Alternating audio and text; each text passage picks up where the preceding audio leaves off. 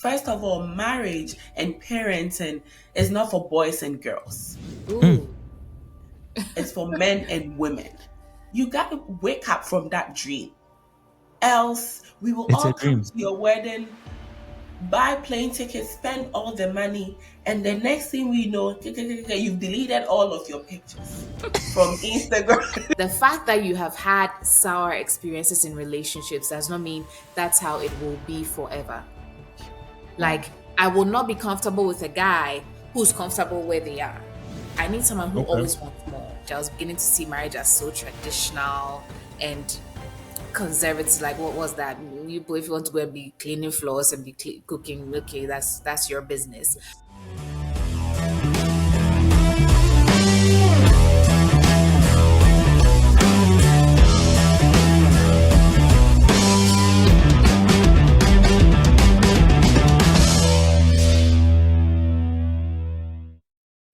Welcome to the Superhuman Mindset podcast today. My name is Felix Asare, and today, guys, we're going to do something totally different, something you've not seen us do before. I have with me a creative mind.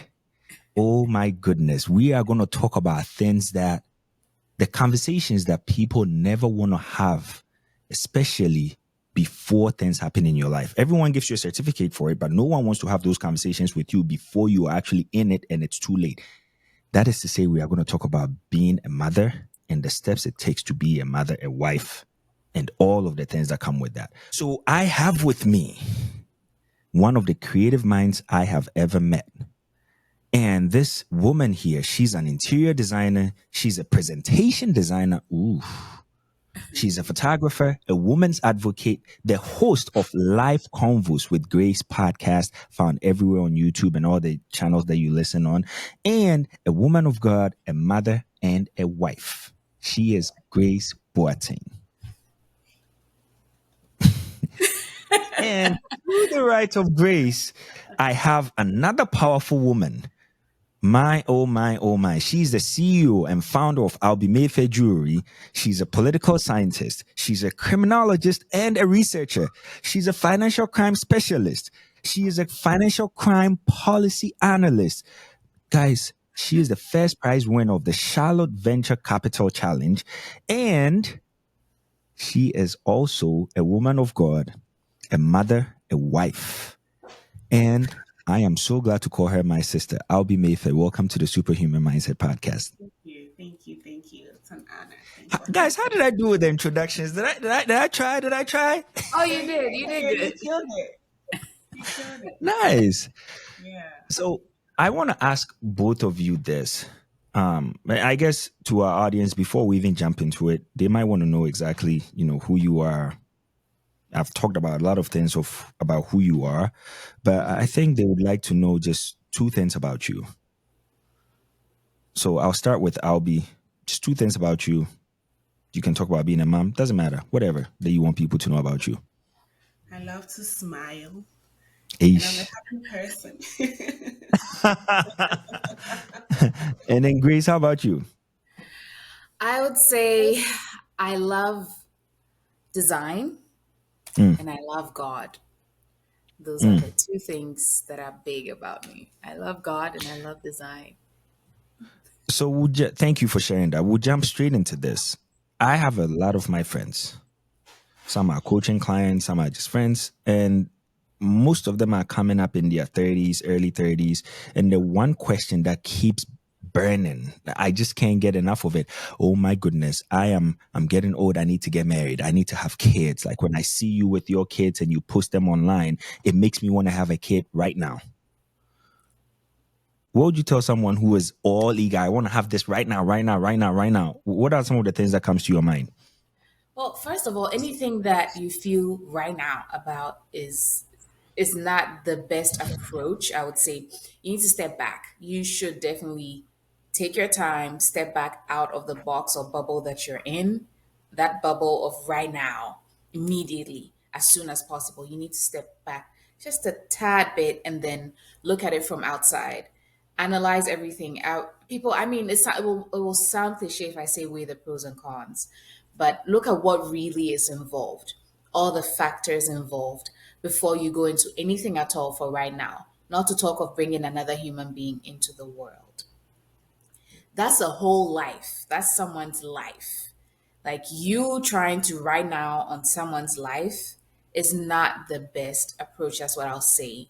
Because you're bringing these people, they're people, they have a whole destiny ahead of them. You're only the vessel that's going to bring them from wherever they are into this current world that we're in. And so the approach will not be the best if you go with right now. What I would advise or like suggest to whoever is willing to listen is to take a step back, think about it, and allow God to be God. Be flexible to the happenings of God as opposed to being rigid to your intent or your plans. So let me ask this. You said step back and then analyze. What are the things you're analyzing? Are you talking about someone who's found someone already or someone who's not found someone? And what are some of the things that they should be looking at clearly?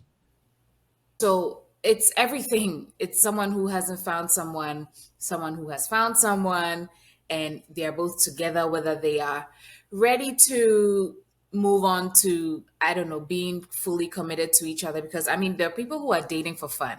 Let's accept that. The people who are just dating to be out there to see who it is that they would want to commit to eventually.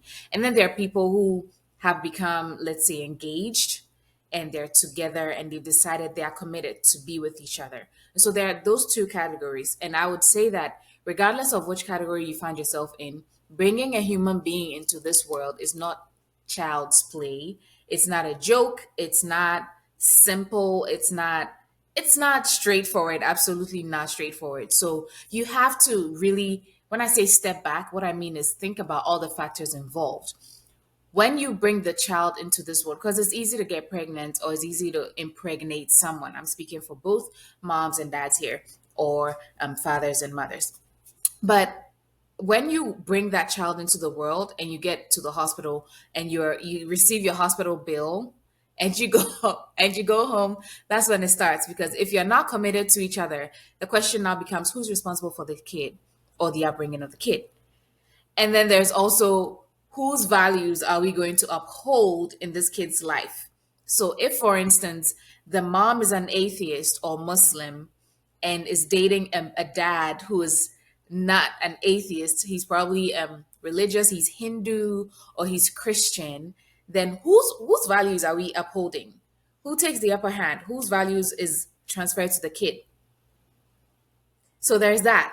And then there's the financial aspect. I mean, the financial aspect most likely is quite obvious. Like, how do you take care of a person? Even you as an adult, you need a means to take good care of yourself, not to talk of a baby who's fragile, who depends on you for every single thing, including whether or not they are hungry, they're thirsty, or they need to play or they need to sleep. So you need to consider all those things and who keeps the kid, who's more mentally stable, who's more calm or I guess balanced in their thinking and their lifestyle to best cater to all the needs of the child. So yeah, we can't just There's a jump lot into it. that goes into that. Yeah, we Wow. absolutely cannot just jump into childbirth. Yeah. All right. So, Alby, I will move to you. Do you feel the same way? Is there any preparation that needs to be done? Say, if you were in your late 20s, 27, between 27 to 35, is there any preparation that one should do before they make a decision to say, oh, well, first off, I'm just getting older, so I need to have a kid? Is there any preparation they need to do before that happens? Yes, I think that one of the best preparations that you can do is to decide who you're going to have that kid with. I think that is very profound because, and sometimes people find out too late, right? You go have a kid with someone, you're like, damn, I should have dug deeper. I just shouldn't have done this. So the who is very, very important because the kids come up like a binding glue, right? It's like a Hmm. bond. And depending on your upbringing and how you were raised, listen, if you are somebody who, I'm sorry, for lack of a better word, who is not responsible, I'm not talking about you. I'm talking about responsible and committed people who would not start a journey and break it off just because it didn't go right, right? I'm talking about people who are committed in their ways and will see whatever they start through. Those are the people I'm talking about, because you realize that there are certain moms who have the hearts to just dump their kids and go their way. They don't even care. Those are not a category of people I'm referring to. And at the same time, I'm not referring to men who will have kids with people and just abandon them because they felt they were the wrong people. No. I'm talking about people who will see their kids and the people they had kids with as their responsibility, irrespective of the circumstance. If you are such a person, if you are committed, if you have certain values in you, then right before you hit that age, start thinking about it. Who do I want to have my kid with? So wait a minute, wait a minute. I think this just went right over my head. Whew. So what I'm hearing you say is, in order for you to even be ready, if you are counting the things about readiness, Grace talked about your responsibility, the values, the financial, the mental piece, even that. If you are irresponsible, if you are not mentally stable, if you are not financially adept, if you don't have all of those, basically you are out. You're not even ready to have another baby, like Yeah. someone in your life. Yes, you are out. You are Oh out. wow. Because first of all, marriage and parenting is not for boys and girls. Mm, Ooh. It's for men and women. Bible Please. said, for this reason, a man would leave his mom and his dad, mm, father and mother, and cleave. It's not mm. a boy. So what makes somebody a man? Responsibility, commitment, resilience. And what makes you a man or a woman who is ready is you have to be mentally stable. You have to Yeah, be emotionally intelligent. You absolutely. have to be there.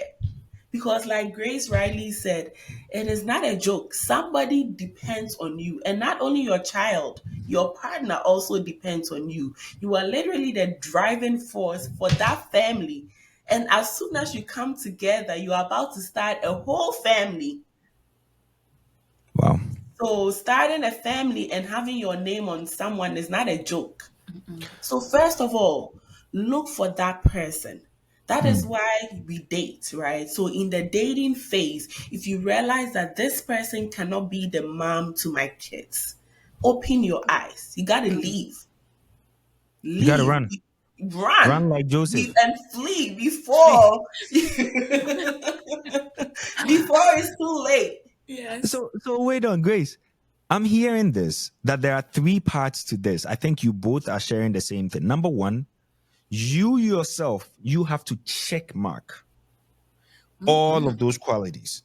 Now, once you have the check mark of all of those qualities, we move on to the second part where the second person, your partner, is supposed to check mark those qualities.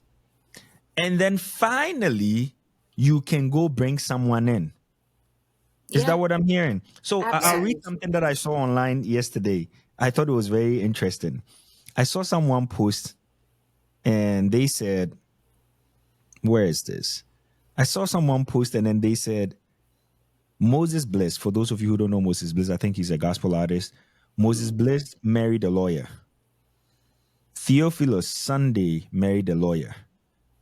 Ikemba Iweala, I hope I'm saying the name right, a neurosurgeon, married a Harvard trained economist. Oh boy. Davido, who Davido, who is a musical sensation, everybody knows who Davido is, Yeah. will be marrying a professional chef and an entrepreneur. Ned Nwoke married Regina Daniels, an award-winning actress. But when you are asked what you bring to the table as a woman, you take offense to that. According to you, I am the table because you have big nyash. That's what the person says in quote. Oh. Ooh. Let's bring the See, the conversation just went from 0 to 100 real quick. Real quick. Okay, Okay, let's So go. Let's go. What's the question? we just I'm feeling the heat. we just talked about you checking that box for yourself. Now we are moving to that person and what they bring to the table. Do they bring big Nash or what is that? Like when we say that, how do you guys understand that? What do you bring to the table? Oh, okay. I would you want me to go?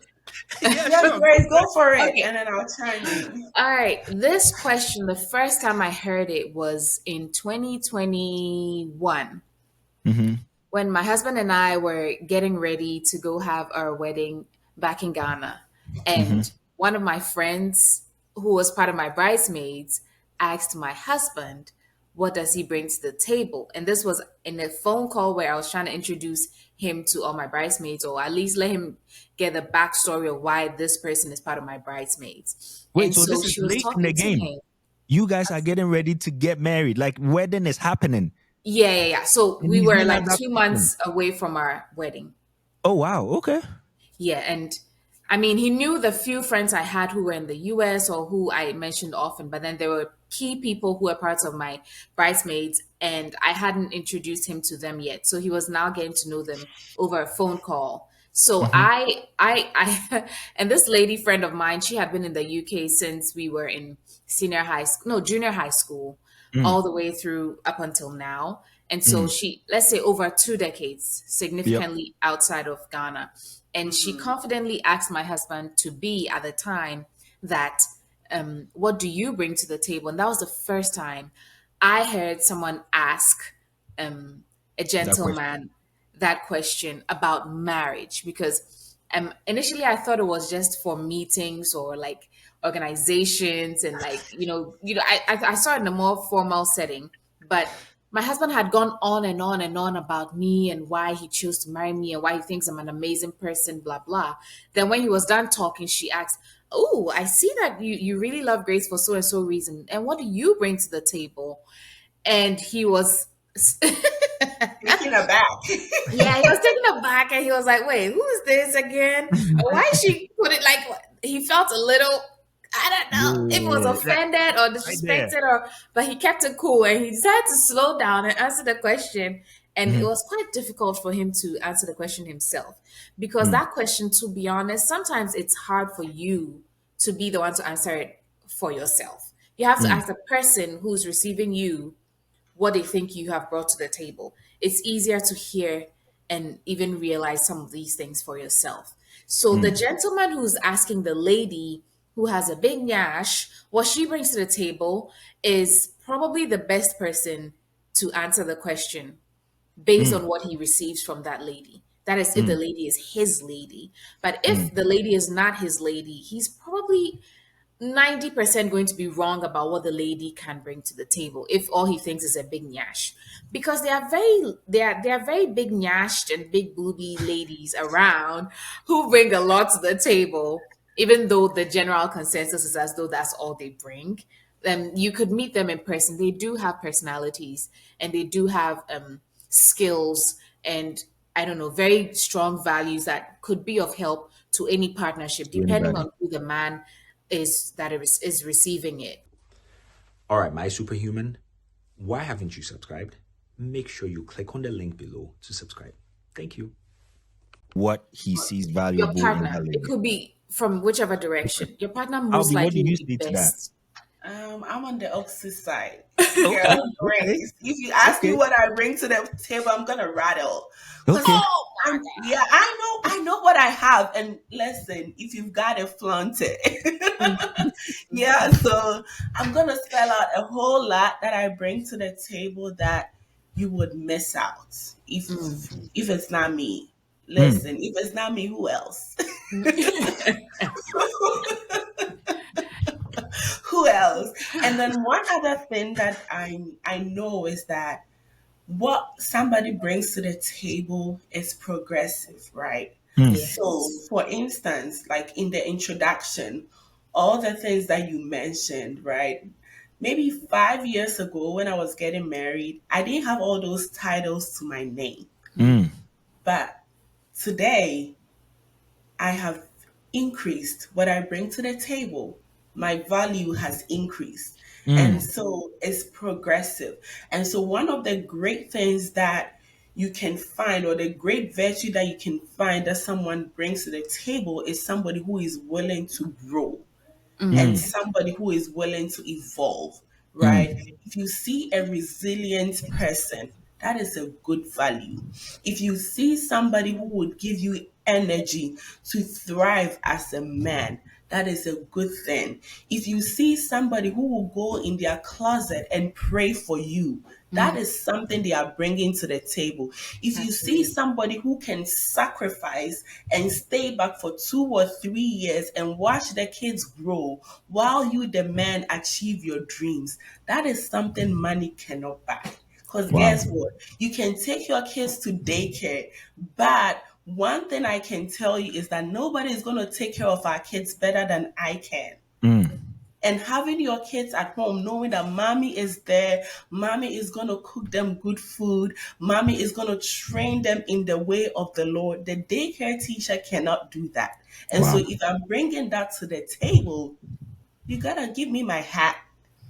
Wow. You gotta let me Take your know flowers. that what Take your I'm doing, flowers. Take your yes, take my flowers. flowers. You gotta let me know that what I'm doing is valuable.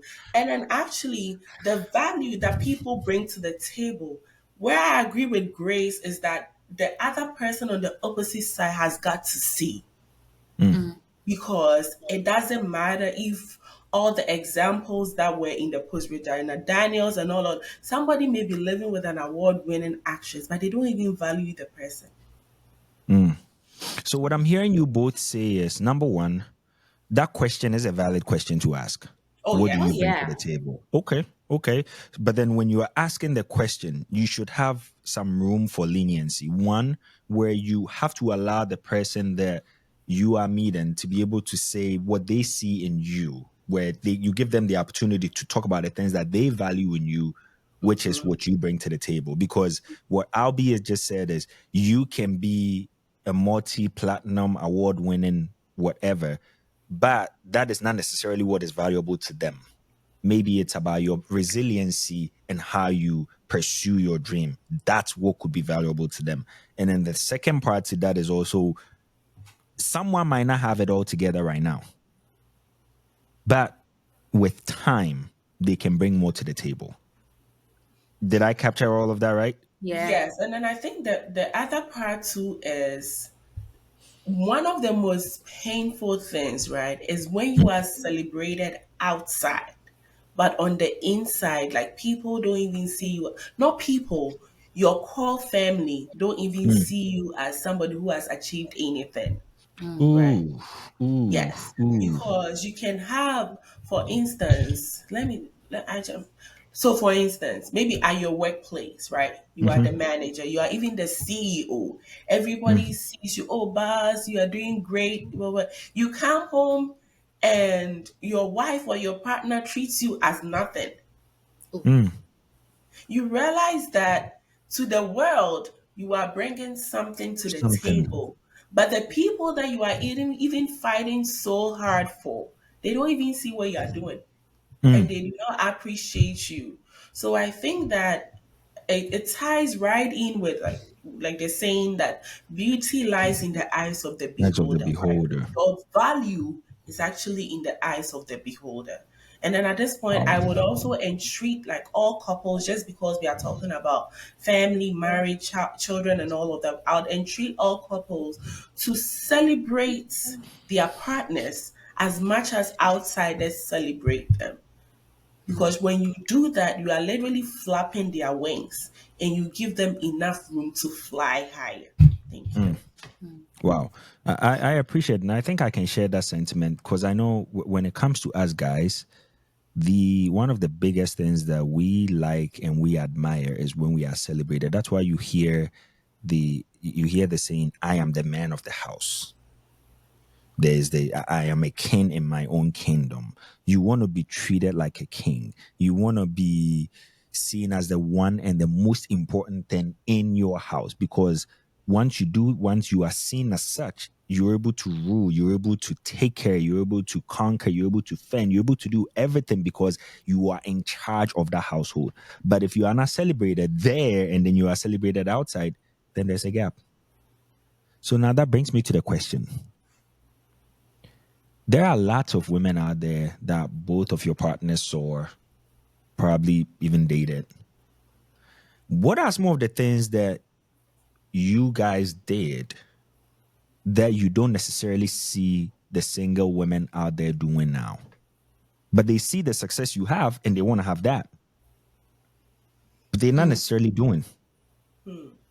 I married very early. When I got Mm-hmm. married, I was 25 going on 26. And Mm, when I met my husband, he was, I think he was 27 at that time. mm, Yes. No, he wasn't 27. When we got married, he was 28. But mm. when I met him, he was like 25 or so. And he said Okay. he didn't want to get married till 30, right? Mm, He had this idea in his mind. He wanted to be established. He wanted to be sure that he can take care of a woman, right? I did not impose my ideologies on him, but mm, one thing he saw that convinced him that I'm the one is the fact that he saw that I was always supportive of him, mm, right? And it was more like a leap of faith. I wasn't really afraid of the challenges ahead. And one thing I did not care about was having a rosy life from the beginning. mm, I think I was just the person who I chose trusting the process over having it all rosy from the beginning. And that's one thing that I see young people do these days. They do not want to trust the process. They always want an already made man. You get into young people's conversation today, and the first thing they ask, how much are you making? Money Every answereth single all time. things. Yes, like how much are you making? And you get to know these girls, girl, you can't even cook. I'm not saying that's all you're going to be doing in the marriage. No, I'm not saying that. But these are basic things. Like you cannot cook. So you want the man to take you out on dinners. You want the man to hire a cleaner. Mind you, they don't even want to live in an apartment. They want to buy a house before they get Mm, married. mm, Meanwhile, when they ask you what you bring to the table, you're offended.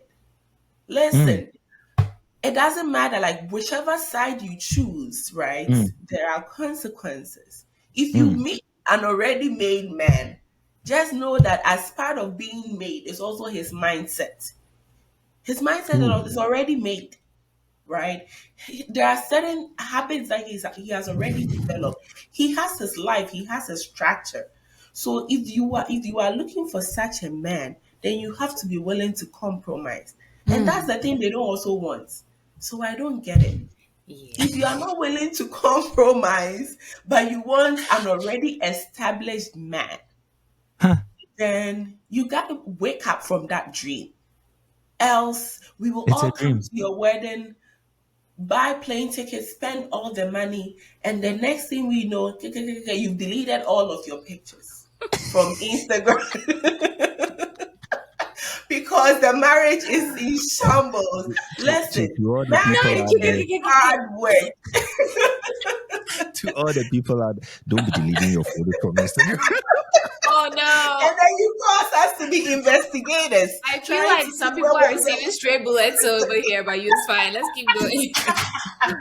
Grace, you you cause need us to to save be you need to save the investigators people. trying to see Like, when was the last time you unprovoked posted. stray bullets. Why? Oh Please, no. we are not private detectives, so don't make us one. And when we call you, you don't want to answer because you Hey, don't want us to ask about your boyfriend or your husband. Please, why? Oh, but see, they are sorry. I feel like names have not been mentioned. Like people are receiving stray unprovoked bullets. Just And hey. then I'm gonna let you talk, Grace. But one big thing for me mm-hmm, is mm-hmm, patience. Young mm, people who wants to get married? Who Mm. wants a man to put that 5,000 ring on your finger? If you are not patient, go back to school because marriage is not for you. Wow. So in the relationship, you cannot even deal with him. Like the So you least can thing learn patience in school. that go back to the word of God and learn it. But Because you I want can't to be chime in patient. here though. That part is very true, and this is just on a different note. I was listening to one of the CEO of Citadel Capital, and then he made a point. He said everybody talks about going to school and all the things that you learn in school, thinking when you go to school you are coming out to come and be this superficial, is very smart person. But that's not what school is supposed to be for. School and you coming out of school is just to show the world that you have learned the skills to be able to learn. So school is just there to prepare you to learn. It's not there to give you the skills to come and do the things that you are supposed to be doing. It's setting the stage, stretching your mind in a way that you are ready to learn. Because once you get out into the world, that's where the real learning starts. Yep. So, Grace, I'll come to you. What are the things that you are seeing that you did to get you into this place? Please, no stray bullets. I Take it tell you easy what, on them, Grace. it's Yeah, almost like a checklist, but after yeah. she just dished out all the bullets, she's telling you to take it easy on them. Yo, Alby went fast. She's like, You deleted all your Instagram," and that's a lot of girls. Like I did that too, so I felt like, I'm like, why? Okay, but yeah. So what I did to prepare myself was to be in prayer about it. Generally, I Mm. hadn't given it much attention initially. When I realized I was an adult, or when I realized that I was me, and this was a real world, and like we're becoming our own selves and our own Mhm, mhm. responsibilities. I I spoke to my pastors about it because Mm, my experiences in relationships had been a little sour, and mm. so it was almost I was beginning to develop that mindset as though, okay, I don't want to get married. I'm just going to remain Wow. single. And yeah, I arrived at that point where I was done. I wasn't going Wow. to bother myself about relationships. I didn't care about marriage. I was just going to pursue my career and pursue businesses and all that. So for as long as I knew that I had a vision, that vision did not include being married and being Married. Wow. wifey or being a mom. It None of was that. mostly corporate and business and financial visions that I had for myself. So Wow. it was my pastor's wife who drummed some sense into me and said, "Hey, my friend, the fact that you have had sour experiences in relationships does not mean that's how it will be forever. A time will come where you meet a wonderful person who treats you wonderfully and you proceed to be married. So you better take that mindset out of your head and be open to what God will do." And that's why I say in previous statement that I made that be open, let's be open to the flexibility of God. Let's allow God to be God and just live Mm. our lives. We all have plans and aspirations and all those goals. Like, look, big one, they'll tell you, let your goals scare you, otherwise, it's not worth it, blah, blah, blah. You can have all that, but you should also, at the back of all those goals, be open to the flexibility of God because you never know what God wants to do, whether he wants to Wow. throw a kid at you before you get married, or he wants to throw marriage at you and then give you a kid six years later after marriage because he wants you to solidify your career before you start having kids. God could do it in any other way. It's God. And we should be open to that flexibility. So what I did was initially I was restricted to being only a career person. I was boss babe kind of mindset, like boss babe. I'm not like I'm being standoffish to anyone who was married or who was trying to talk about marriage. I was beginning to see marriage as so traditional and conservative. Like, what was that? If you want to go and be cleaning floors and be cooking, okay, that's your business. But I quickly Wait, learned. wait. Did you just say wait, wait, wait, wait. Wait, Grace, wait. This she just threw straight bullets too. Oh, yes, yes, Grace. Oh, so that was my. Did I'm you just just sharing my say? experience on Did the you just same say topic. I was on marriage the is other about side of the cleaning spectrum. floors? Did you Yeah, just I say was like, marriage is oh about yeah, cleaning? if you want to be cooking and be clean, because I had friends who were very intrigued as an expression. We call it rem4. They were very Mm, rem4. They were very. mhm. I would say mikoko like and I knew how to do all that, except that it was not my focus. It wasn't the thing that I was so emphasized on. If I had to cook, I just go and cook and get out of the kitchen. Like I need to step out. I was the kind that I don't spend my day in the house. I have to be outside.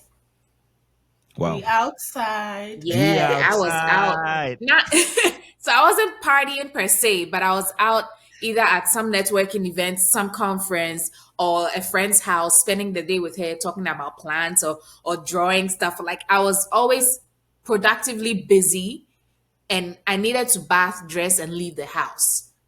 So if Wow. I had to cook, I would cook it the night before or very early in the morning so that by 10 I'm out.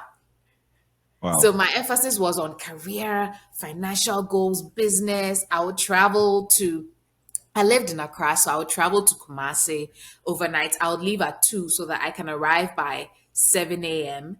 And by Mm-hmm. 8 a.m., I was with my business partner and we started our meeting. As soon as I was done, I was back in Accra by 5 p.m. and I was ready for church the following day. Oh, yeah. And I was big on ministry. I'm still big on ministry. So I had responsibilities in church as well. So I had to be back so that I could be in church by the following Sunday morning. So Mm, I was productively busy, but like I said, I occupied my life with everything else but the thought of marriage mm. and childbirth. And so when it was time for those things, they happened to me. I didn't walk Wow. into it. They happened to me. And they Wow. were very random, unexpected. They just happened. And one thing I did to change my mindset, initially I was all into the appearance of who my man was going to be. I strike that off my list. I didn't care about appearance anymore. Mm, I began to care about the intrinsic values, which were, is this person ambitious? Because I'm ambitious. And so a gentleman or a man with me who's not ambitious will make me cringe. wow. Like I will not be comfortable with a guy who's comfortable where they are. I need someone who Okay. always wants more. I need someone who's because I'm like that. So if you're not like that, we Mm, can't like. I need you to be more than I am. So okay. I was looking So at let those me ask things this. in Let me ask conversations. this. Okay. While you are talking about the values that you are looking for. See, I have seen, and Alby, I know you started talking about some things that are not for some specific people, but I've also seen, I've heard some of my friends say, oh, you know what? I just met this girl. I started to talk to her. Then I realized that one of the first questions they asked me was, well, you haven't made me your boyfriend or your girlfriend or, whatever that is that they are talking about. So you don't need to know this about me. I'm going to hold back till there's that commitment piece that's been done before I let you know who I am or I let you know what's going on with me. What do you guys say to that? I was like that. Albie. Yeah. Well, I'm also all into making friends and just flowing with people. So Mm, I didn't care whether you're my boyfriend or not. So far as we're mm, friends and you wanted to know more about me, I'll gladly open up and let you know, right? Like the things that are not intimate, it's fine. You can know it. Cause that mhm, was that I'm like that too. Like I want to know a lot about people before I mm, choose, right? Because mm, for me, if you've not opened your mouth to ask me out, you are my friend. mm. It doesn't matter where we go. It doesn't matter what we do. You are my friend. So I put all the guys in Friendship zone. friend zone. Friend zone. Yes, Wow. yes. And then I get to know all of you. I remember. So let me share this. I remember Share the story. one time I had worked with Prince, and Prince is my husband. I had worked with him for a long time. I knew he was interested in me, but he hadn't told me. And then I had this other guy who was in Accra. He was also Mhm. interested in me. And Prince didn't have a car then. But every time we were both doing our service at Edum. So every time after service, he would come to my office, help me go to the bus stop, pick a bus, make sure I get home safely. And then one time I was at the bus stop with him, and then my other friend from Accra called that, oh, he's in Kumasi. Am I done with? And I said, yeah, I've closed. And I was like, you can pick me up. I left Praise, then I sat in the sky.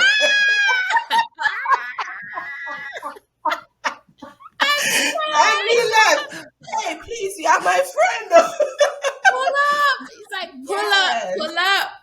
Let's Yes. And go. so I think the following weekend, that guy, his name was Senna, he came back to Kumasi, and then he said we should go out for dinner. So I was on the phone with Prince. I was like, oh, you remember my friend in Accra? He's in Kumasi. I'm going out to dinner with him. And then I got back like 8 p.m. And then that was the night Prince was like, hey, girl, what do you think I've been doing in your life all this while? I'm not here for fun. Ooh, let's set the record straight. Yes, please, no assumptions here. Yeah. So, Grace, I want to tap into what you were saying. Alby, I like the example you gave, but I think what I'm gathering from that is because you gave that freedom, there was no pressure on you and there was no pressure on him. When he finally found out, wait a minute, I need to set some records straight, because you were just busy being you, just living your life. It changed the trajectory of you guys' relationship. Grace, for what you mentioned, you're like, yeah, I used to be like that. How did you then get to know people? So ooh, you ask a very deep question. So I was very friendly and open, but I had a cap. I had a cap to how far my conversations would be to you. My husband will tell you for a fact, he couldn't pick my religiosity for about 6 months into our conversations. He had seen everything he wanted to see and had decided, but the one thing he was waiting for was to see that part of me. And that part of me, in my opinion, is so strong that if I lead with that, it could scare you and you probably back out. So Okay, for me, I want to double click on that. Why? So we talk about Christ being the center of a relationship, and we talk about how important that is. Why would you want to hold that off till 6 months into the relationship? So I think for him, he was looking at the intensity of it. He knew generally that I was Christian. He knew generally that I went to church. He knew generally that I served in church. He knew those generally. But in terms of the depth of Christianity, or the depth of my fellowship or Yep. relationship with God, God, and yep. how far, like the commitments, the vows I had made for ministry and all those things, he didn't know that. Because Yep. to me, if I led with that, for someone who didn't know me from the get-go, that person could be scared of that. Hey, mene, so for my mene, am I ready to be Super religious the person. husband to the leader of a church, or the husband to the owner of a church? Like, Yep. am I ready for that? And they might move away. So I toned down on the depth of it, but he had the general idea. And he was, at that time, I think he had gotten born again not too, like a couple of years ago. So he was looking for someone who was also like freshly at fire. I was not fresh fire. My fire had been fresh a while Already back. Brandon. Right. So I was ablaze already, and I was quite a distance into it. And so I think at that time I was a deaconess in church. No, I was an elder in church. I had moved from deaconess to elder. Yes. Wow. And so I didn't tell him that. He didn't know that. That's what I mean by the depth of it. He only knew that I served in church, but he didn't know in what capacity that I was serving in church. Because for him, and for the sake of his faith even, because like you said, the man is the leader. So sometimes, depending on the kind of man you've met, for the sake of their faith and for the sake of even their confidence, you want to tone down on not tone down, but like not come and lead everything. You're not the one navigating the relationship. I wanted him to be the one to steer us to wherever he wanted us to go to. Okay, so if I'm understanding you correctly, you were only able to do that because you knew that you liked the guy. Yes. You knew where he was at in his I cared. relationship with that. You cared. So you wanted to carefully curate that Yes. rather than just blah, or like in Alby's case. all over, Machine gun. all over him, She just boom, so boom, you boom. would This is what I lose feel him. like. Oh no, yo, no, yeah, no. So So for let me, me if ask I this didn't care then. about you, that's when I would blast things in your face. Okay, so I have this business. What do you have? I have this. What do you have? I'm pursuing a master's degree. What do you have? Like, because I don't care about you. I don't care how you feel about how I'm presenting it. Because I'm not interested in you. But isn't that stringing the person along though? In a sense, like you have the person wait till 6 months into it. So let's flip it. Let's just say the person is of another religion, right? And they are like a deep Muslim, but then you start talking to them and they don't say anything. Oh, my family, we just go, we Yeah. pray every once. I'm not really like a staunch, Muslim that I pray is it 5 or 7 times a day? I'm just giving an Five. example, right? 5 times a day.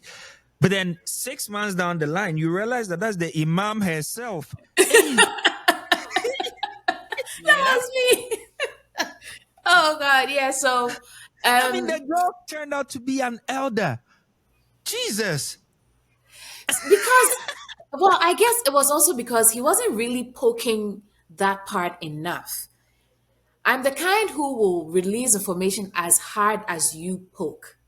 So he was Mm. poking every other place, every other topic, every other subject. But that subject was a little, it was almost like he was waiting to see whether I would bring it up myself. And I Grace, you wasn't. are withholding information. No, no, no, no, no, no. Why are Yeah, you he withholding did say information? that in the end. He was like, I feel like it withheld information. I feel shortchanged. I'm like, hey, relax, Yeah. relax. So yeah. But in the end, I let Yeah. go and I let everything out. I let who I was, um, who I was seen or perceived as, even back home in my church, everything. I let all of that out, and he Mm-hmm. discovered it. And fun. I'm glad he was pleased with it. Mm-hmm. He liked that. And I think for him, he wanted the mother of his children to be that kind of woman. And so Wow. it firmed and confirmed everything for him. And The then he mother of pursued his and he children. contacted my parents on phone. He introduced himself. He bought a ticket, went to Ghana, went to see them in person. At the time, I couldn't go because I was still a student on F1. So Wow. he did that. He went to see all of them, greet, show himself. This is me. I'm the one dating your daughter A whole out here macho in the man US. like that. Right. Yes. Like he went Yeah. to me, Yeah. Neil, if you have any Yeah. questions, Yeah. like Yeah. let me know what's up. Pull up. So yeah, he did all that. And finally, so I think that was the last straw. That was his last straw. So So let me go yeah. back to both you and Alby. Alby already said she's not going to withhold nothing. You are just a friend. You are friend zone, bruh. Unless you do anything. So I think I like that. Would you guys say that it's good for the person to just show this is? I think the challenge is the women feel, and look at me speaking for the women feel like if everyone who comes into my life, I let them know all of this about me and it does not get anywhere, they've shortchanged me. I lost in showing myself. How can someone do that in a safe way? I know Albie, you want to talk, go for it. Yeah, the safest way you can do it, don't let them sleep with you. Because Mm, I feel like that's the most intimate part, right? If you hmm. haven't lost that and you haven't gotten that far, then what does it change about me if I let you know that I'm a Christian? I go to church every Sunday. I love God. Um, I'm a talkative. I like to smile. I love to cook. Like I don't see it hurting me in any way, right? Mm. The only part that I feel like is gonna hurt me is when we go deep, deep, deep into that intimacy part when I'm not sure about you. And that's why it's good to friend zone people because if you have 10 friends, are you going to let all of them sleep with you? No. Hey, now I heard they call it body count. Oh. Yeah, but well, for personally, I'm an open book. Mm. And if you come into my life, even as a friend, not only are you going to meet me, you have to go say hi to my dad. You have to Hey, come say, yes, because my parents need to know who I'm hanging out with. And I think that wow. growing up as a young lady, that's one of the things I did that made my parents trust me, right? Hmm. Because there was no point that I was going out with somebody that they did not know who it was.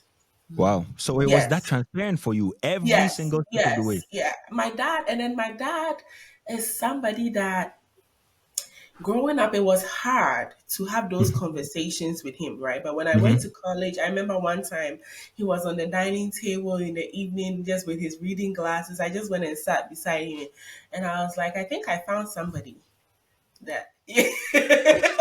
Yes, that look right there. I said, I think I found somebody that is interested in me. And he was like,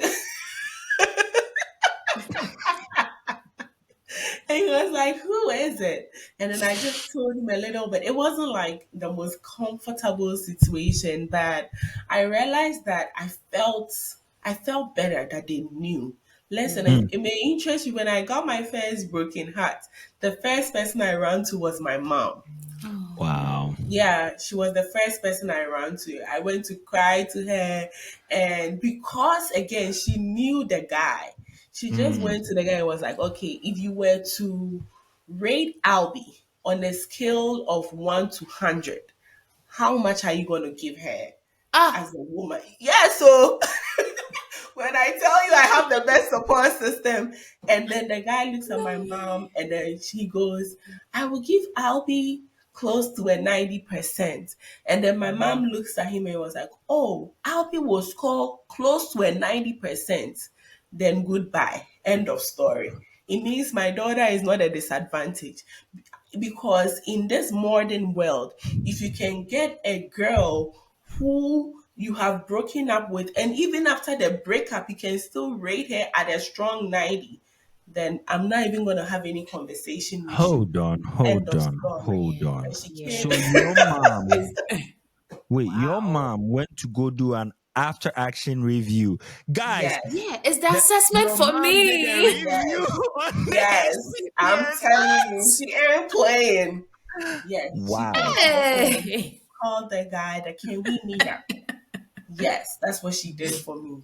And when she came back, her comforting And it words was to not me, even just over the phone, it was in person. oh, it was in person in this hall. Yes. Oh Yes. In this hall. no. No Yep. way. And then she Mm. came back to me, looked right into my eyes, and she was like, listen, it's not me. I know who you are, so already I have rated you. But this is coming from a guy who Mm. says it's over. And he said Mm. he was going to give you a strong 90%, which is more than an A. So why are you even Yes. crying? It means that you have everything that any guy with a good vision would jump on. And that is just Wow. what I needed. Wow. Yes. Grace, you got to have a comeback for this one. Okay, I tell you what what I'm deducing from what Albie is saying is that she had a really good bond and relationship with both her mom and dad. Yes. I was close to my mom. Mm. I did not have a relationship with my dad because Mm. I didn't grow up with him. Mm. The relationship I had with my mom was that of mother and daughter, and it was just close, but it wasn't to the point where I was open because she was the typical Father Ghanaian figure. mom. If you She was stay a out father too late, man she's figure. shouting at you. If you go and you like, she was really strict because she had to do the raising of me by herself. So she had to be mom and dad at the same time. So she wasn't tender to the point where I could go and approach her with certain topics, including dating, Yep. boys, someone having a crush on me, I having a crush on us. No, that topic was out. Don't even talk about Don't what even think about a it. boy. You know a boy? No. So in her mind, all my friends are girls. Mm. And I was like, how is that even possible? Because I'm in a class with boys and girls. Mm. How you expecting all my friends to be girls? But all the friends I was allowed to introduce to her were female friends. And so that's how it stayed. And so all the Mm. relationships that I went through, I don't even know that she knew that I went through a number of relationships before meeting my husband. She probably knows, oh, I had a friend. She'll call them friends, but I wasn't in relationships before I met my husband. Yep. My mom didn't know any of that. So for me, it's very different. My Wow. experience is different. And it translates to what I've been through, what I've seen the results to be, the challenges that I faced, and the struggles that I had to go through by myself because I didn't have mommy or daddy to go and speak to or seek counsel from.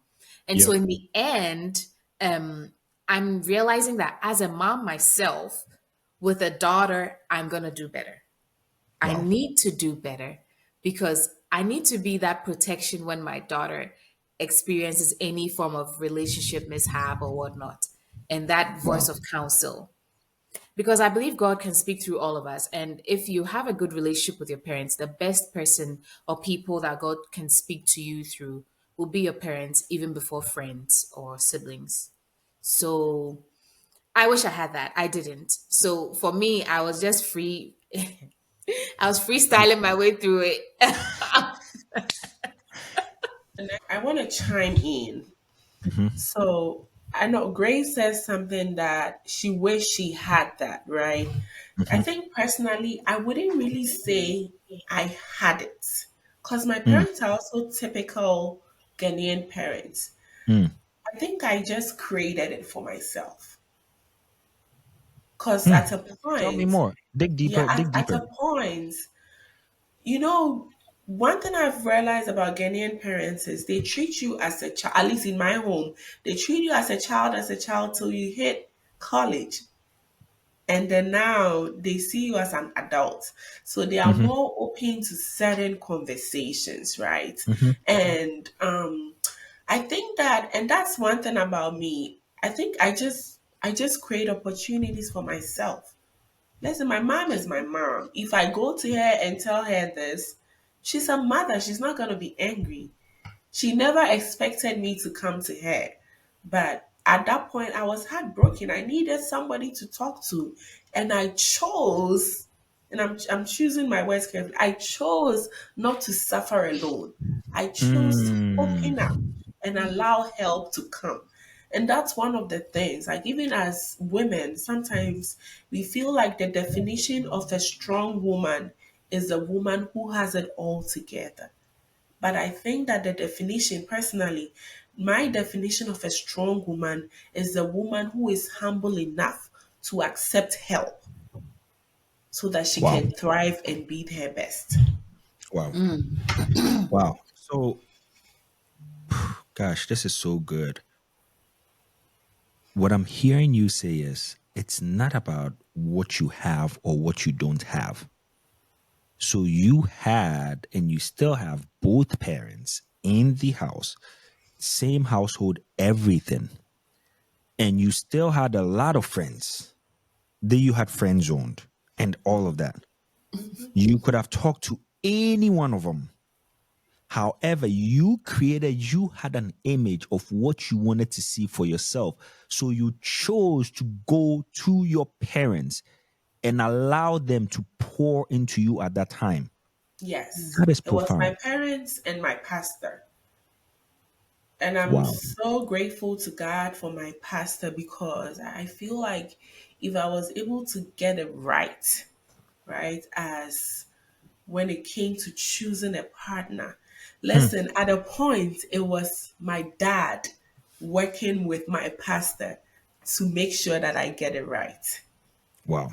And I intentionally involved them because when you're growing up and you are in love, sometimes you can't see. You need somebody who can discern. Hmm. And that's one thing that I also see young people do these days. They go hide somewhere and do their thing. No, you have to have the man that you are involved with, he has to be accountable to somebody. Hmm. So, who is that man accountable to? And that's the Ooh. atmosphere that I wanted to create. And that's why I involved people. So, my husband right now, he knows that he's accountable to somebody. Ooh. Hold on. Let's take it back. So you sat down. We talked about three pillars today. We talked about you building on yourself. We talked about the person that's coming and meeting those pieces. And of course, the third part we haven't been able to talk about yet. And I'm pretty sure we are going to come back to a part two of this to have this conversation. But for the future, even for what you want your family to look like, you had the insight to think and say, you know what? When my family is all intact, it was not when you had the family. You thought about it. When my family is all intact, I want my husband, I want my family to be accountable to one, my my parents one, and then my spiritual father or my spiritual family two. So how about I involve them in the beginning stage? Yes. So let me ask you this, ladies, gentlemen, who are you holding accountable? Are you waiting to get married before you bring the man to accountability? Or it's something that you are doing right now? Do they even know about your friendship at this moment? When there are no stakes involved, when you are in the friend zone, can anyone attest to that? Can anyone stand in for you? Wow. That's just too much. I think we're going to have to drop it here. That's just too much. Grace, what are Yeah. the last things you would tell someone? Because today we literally just focused on building yourself and building that strong boundary for yourself. And then we touched a little bit on what the person is supposed to bring. What are the things that you would tell, not just to anybody, but even to yourself when you were 23? When I was 23, ooh, okay. What I would tell myself is the Bible Knowing says to everything you not know now. cast. Sorry? Yeah. Knowing everything you know now. Well, knowing everything I know now, the Bible says to not cast our pearls before swine, right? So it's simply what I deduce from that scripture is that don't put out your precious goods before people who are unworthy or who do not see the value of it. Because pearls to swine is just some small white balls. They don't know what pearls are. So if you put pearls before them, they won't know what to do with it and might trample it in mud. And so that's the same thing with you, the lady, what you consider valuable to you. Do not put it out to someone who will not. It's not about you thinking the person is not worth it. It's about the person identifying if the person will see the value that you have in what you're putting out. Wow. So do not cast your pearl before swine. Don't put what you feel is valuable to you before someone who does not see the value of that thing. Wow. That's what I would have told myself at age 27. Because unfortunately, my mom stood her ground. She stood 10 toes on, don't talk to me about boys until you are a certain age, or I think it's time for you to talk to me about boys. And for me, it was after college. If you have not graduated college, you don't need a boyfriend. Don't talk about boys. So it was a rule. It was out there. So it was like, don't even come and talk to me about it. So that was an unhealthy setup for me, and I experienced the consequences of it. I didn't have a choice. But after college, she started to ask, "Hey, so who are you talking to now?" But it was too late because I had lost the opportunity to trust her for such information. And gracefully, by God's grace, I had pastors at the time by the end of college who were willing to be that for me. And so Wow. those they were the ones who guided me. So get a backing, like Alby said, have someone who can hold the people around you accountable. So that was my backing. My backing were my mother and the Lord, my father and the Lord. I shout outs to them. They did an amazing job. They taught me because they had conferences on marriage, money, and ministry. And Wow. I took those conferences very seriously. And I established that personal relationship with them. I wasn't hiding as a church member. I put myself out there that, hey, I'm here and I want guidance. And I took Wow. what they said seriously. So, yeah. Albie, what would you tell your 22-year-old self? I don't know. Um, well, that's because I feel like by the time I was 22, I was in a good place, right? I was in a good place spiritually.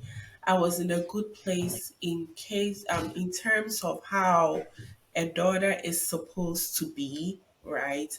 And so going back, I would still tell myself that I don't think I made any mistake, right? One of my proudest moments was the fact that I allowed myself to be raised by my parents, right? I did not go outside of the fold. And I think that that's one thing that I'm so thankful to God about, because parents are so strict, but there is wisdom, especially in godly parents. Yep. the way they raise you, if you apply yourself to that, you realize that you will make a lot of mistakes in life. Wow. Yes, but if you go outside of the fold, you may have a lot of regrets.